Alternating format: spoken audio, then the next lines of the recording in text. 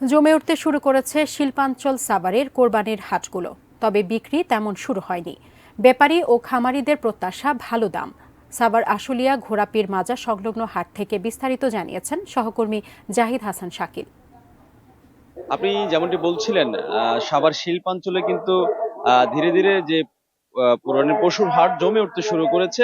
যদিও এখনো বেচা বিক্রি তেমন একটি শুরু হয়নি, কিন্তু হাটগুলোতে এখন আহ, তুলনামূলক গরু, মহিষ বা ছাগল আসতে শুরু করেছে।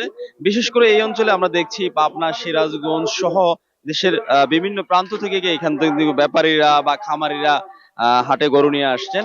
আহ ইতিমধ্যে অনেকের সাথে আমরা কথা বলেছি, তারা যেমনটি বলছিলেন, এই যে তারা আসছেন হাটে, আসলে প্রক্রিয়াটা কি এবং ক্রেতা কেমন আসছে বা কেমন প্রত্যাশা করছে তারা মূলত কবে আসছেন বা কি অবস্থা এখানে হাটে? আমি আসছি হলো গত শনিবার রাত্রে 2টার দিকে, ওটা রোববার ভোরে। এখন আপনার ক্রেতাগণ আসতেছে, দেখতেছে কিছু দাম হাঁকাচ্ছে। মানে এখন বাজারটা জমে ওঠে আর কি। এখনো গরু আসবে, ক্রেতাগণ আসবে।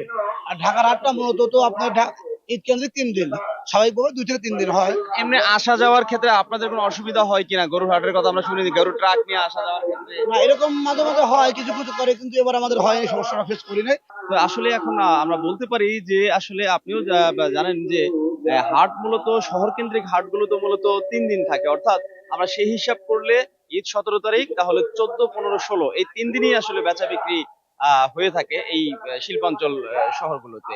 এই ছিল এখানকার সর্বশেষ।